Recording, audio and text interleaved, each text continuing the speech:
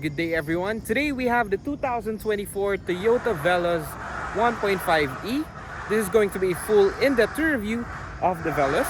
We're going to tackle the interior, the exterior, and the engine details of the Veloz. So, this is PatrickReyesTV. Let's go and start.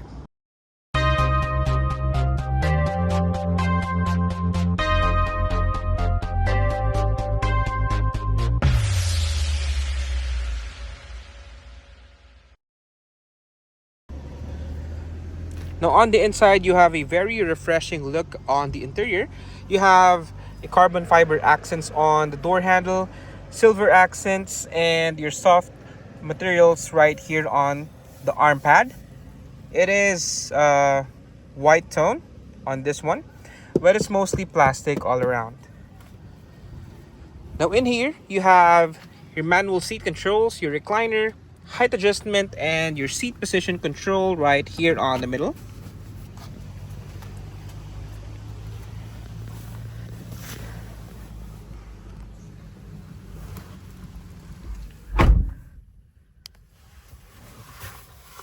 Now with the key fob inside the vehicle, you could start the accessories just by pressing this button. And we are now in accessory mode. Once more for ignition.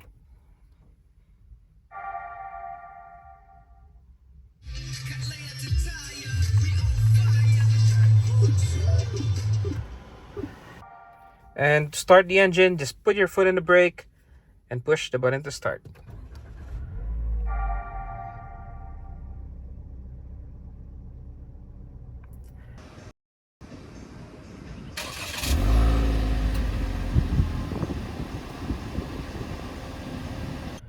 Now initially, you have a very nice steering wheel. It is covered in leather and you have side extensions right here for better grip. It is electric power steering, of course. And before we go and check out the interior, let's go and check out the exterior first. By turning on the headlights and the fog lights, you have auto mode as well.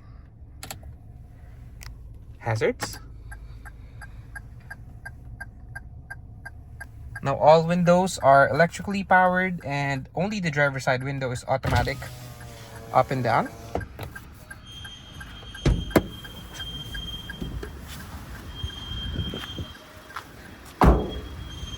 The Toyota Veloz was first released as the top-of-the-line variant of the Toyota Avanza. Its main structure is mainly from the Avanza, and the Veloz was just built to be the cream of the crop of the compact 7-seater of Toyota. Now don't get me wrong, the Veloz is the best you could get for the Avanza lineup, but it doesn't really break the bank. For this E-model, you could get a Veloz for just below 1.1 million pesos. And what do you get? A reliable, good-looking, modern tech, and an efficient vehicle. I was honestly surprised with what the Veloz has to offer, considering this is the low-end variant of the Veloz and a price that's considerably affordable for this class. You get a bunch of features. The Veloz is marketed by Toyota as a crossover SUV more than an MPV, which the Toyota Avanza is. They purposely emphasize this to make a distinction that the Veloz is more of a passenger car and the Avanza as a commercial vehicle. And in fact, if you look at the website of Toyota Philippines today, the Avanza is on the MPV category while the Veloz is in the crossover/SUV category together with the likes of the RAV4 and the Fortuner. And they're not lying. The Avanza used to be the entry level of 7-seater capacity with very bare features. The Avanza really is built for maximizing space for passengers and bringing them to point A and point B. The Veloz, on the other hand, still has that same purpose, but with character, if you know what I mean. So is the Toyota Veloz worth it? Short answer is 100%. With this price point, features, and seating capacity, it's a no-brainer. Toyota was very generous to give the Veloz E at this price. Let's go and pop the hood, check out the engine.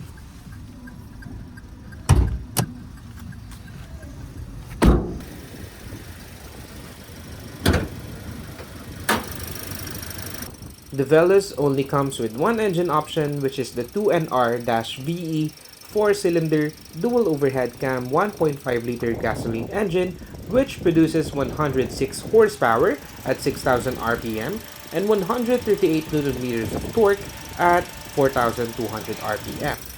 It is front-wheel drive and has a continuous variable transmission when manual mode. Mixed fuel consumption rating is at 15 kilometers per liter with a fuel tank capacity of 43 liters. So, let's give her a few revs and check how the engine sounds.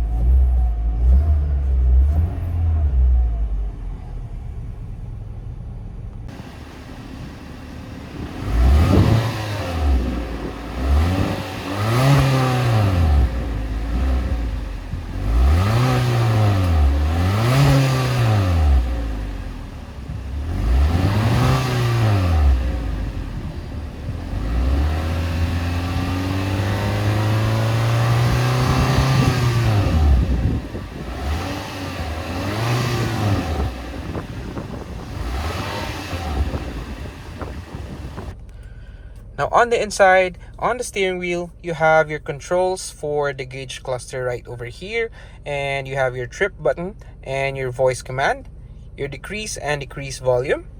And on the right hand side, you have the controls for the head unit right over here. On the lower right, you have your drive mode. So you have short press for power and long press for eco mode. So right now, it's on normal mode. It doesn't show the eco or the power. So let's try doing it in power. Short press, and you could see the power showing up right there. And let's try the long press for eco mode. And there we go. So this one adjusts your throttle response and gives you more acceleration on the power mode and less acceleration on the eco mode to give you fuel efficiency, and on normal mode just long press the eco button and you are now in the normal mode. Now the gauge cluster is very similar to the Toyota Rays.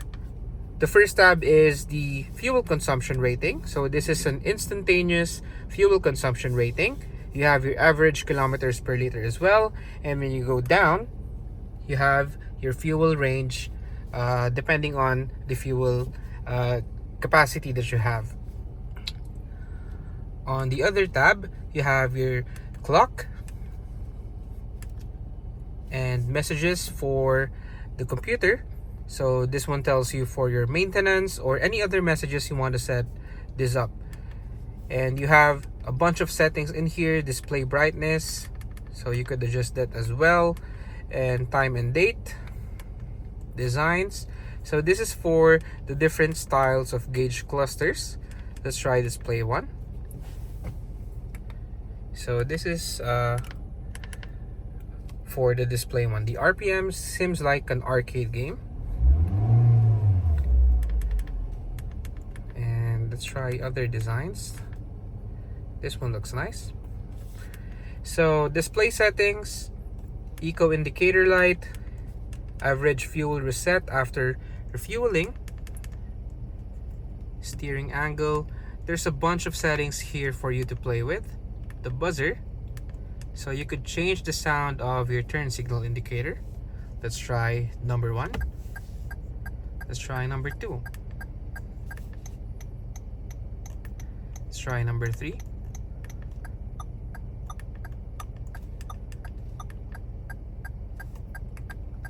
There we go.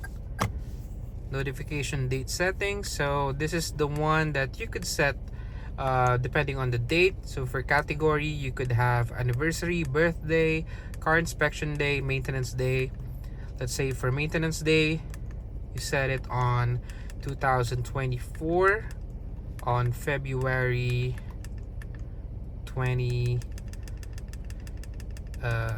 let's see, 27, 28.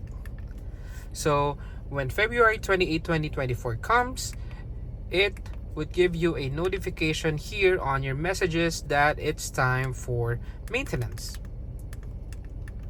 So that's a nice feature.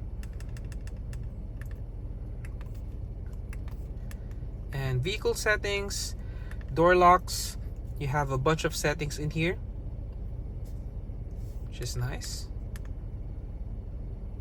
Unlocking when ignition is off, that's a good one. Wiper, turn signal, 3 times flashing function. So this is that mode. You just press it not all the way and you get 3 beeps. So it's usually used for changing lanes on the highways. Welcome lamp, illumination brightness, leaving home. And that's it for the gauge cluster. And you also have oil deteriorate. So you want to reset this after you do oil changing. So that's about it on the gauge cluster. The steering wheel could also be adjusted by pulling this tab right here. So it's both height and telescopic.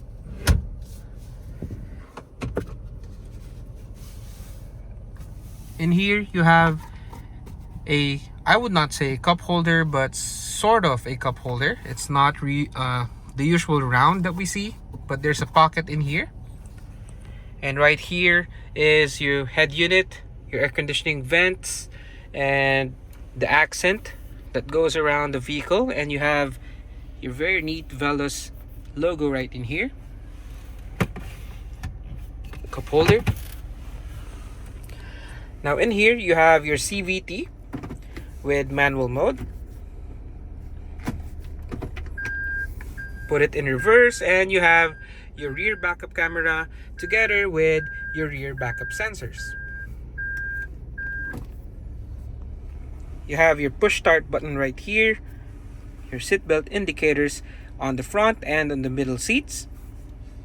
You have your climate control, which has auto mode as well, fan speed, your temperature, the circular vents, AC, rear defogger. And this one has illumination lights. Let's try turning the headlights on. I don't know if you can see it, but there is illumination lights right in here, which is very nice to see in the night. Very nice feature to include on such a low-end variant. And you have your parking brake. It has a brake hold feature as well, and your wireless charger. So the Veloz E feels like it's the top of the line model already. You have a bunch of features that you only see on the top of the line models. It has reverse camera, you have a digital gauge display, you have illumination lights on the center console, you have electronic parking brake, wireless charger, automatic climate control. What more could you ask for? It even has auto folding mirrors. And not to mention, it is already standard with a push start system. This is a very nice entry of Toyota. And you have LED lights, attention to detail, so that's very nice as well. You have visors in here, one over there as well.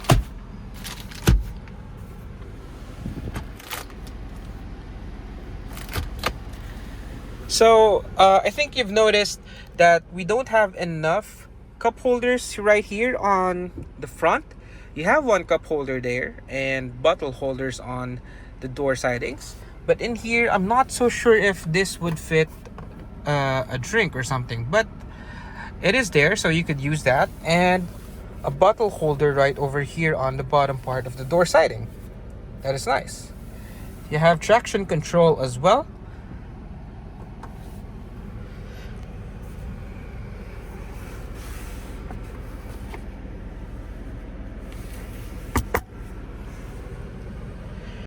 Now for the head unit,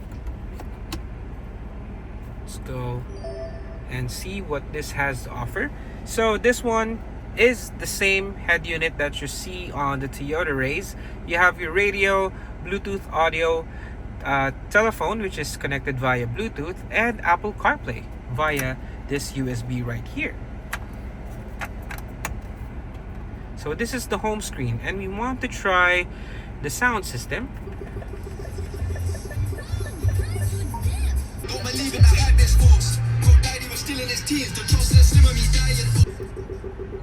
So the sounds from the tweeter speakers and the door speakers are okay. They're not the best, but it does the job well. And I think that's what you only need and what to expect for the E model. Aside from that, you have a bunch of features in here in front of you, which I guess you would not usually get on low-end models. The speakers, on the other hand, is forgivable. It is okay. It is not the best, but it works. And I think you would not have a problem with that one. So let's go and check out the middle seats.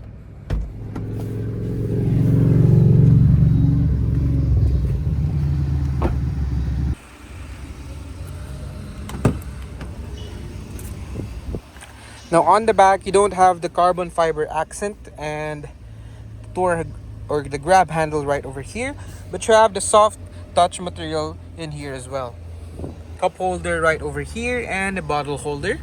Door speakers is right here. Seats can also be folded down with the recliner right over here, which I will show you later. And seat position adjustment as well. So you can pull this back or push it front.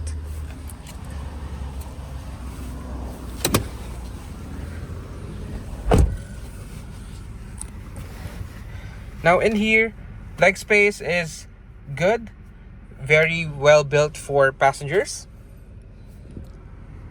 One cup holder right here, and your USB charger, both type A. Very nice. And you have air conditioning vents in here as well. Let's turn that on.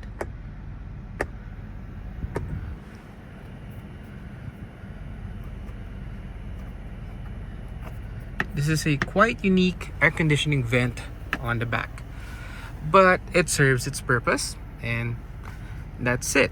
You have your fan control speed for the back here. LED lights as well. So this one has a 60-40 seat configuration, so you could fold down the seats together with this two and this one alone for more space or for entry of the third row seats. And here's the view of the 2024 Toyota Veloz E.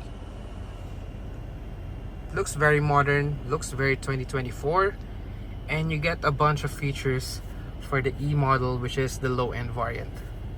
Very nice. So let's go and check out the rearmost seats.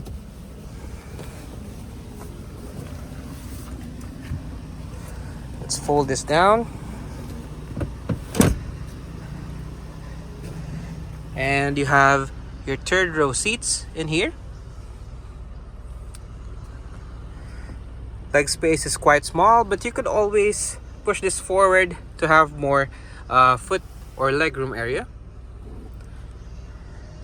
Cup holders and some storage bins right there, one on each side. Very nice.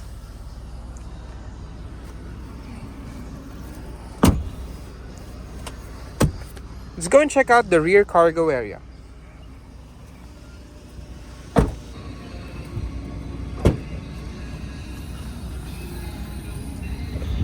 And in here, you have a small space for some storage, but you could always fold down the third row seats for more storage, and if that's not enough, you could also fold down the second row seats.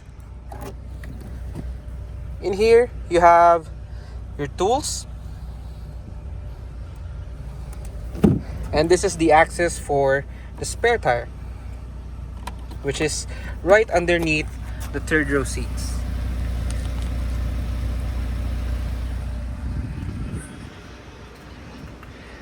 So we could try pulling this tab and the seats would just fold down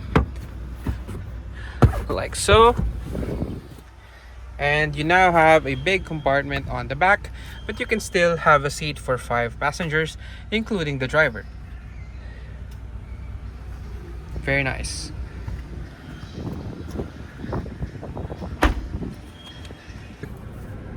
So I hope you enjoyed the full review of the 2024 Toyota Veloz E, and I highly recommend the Veloz E. I really liked it. There's a bunch of features. It packs a lot of features for such a low price. So again, well, good job Toyota for this one. This is PatrickReyesTV. Please do subscribe, share, and like my videos. Help me reach 100,000 subscribers this year. And thank you so much for watching the video. PatrickReyesTV signing out.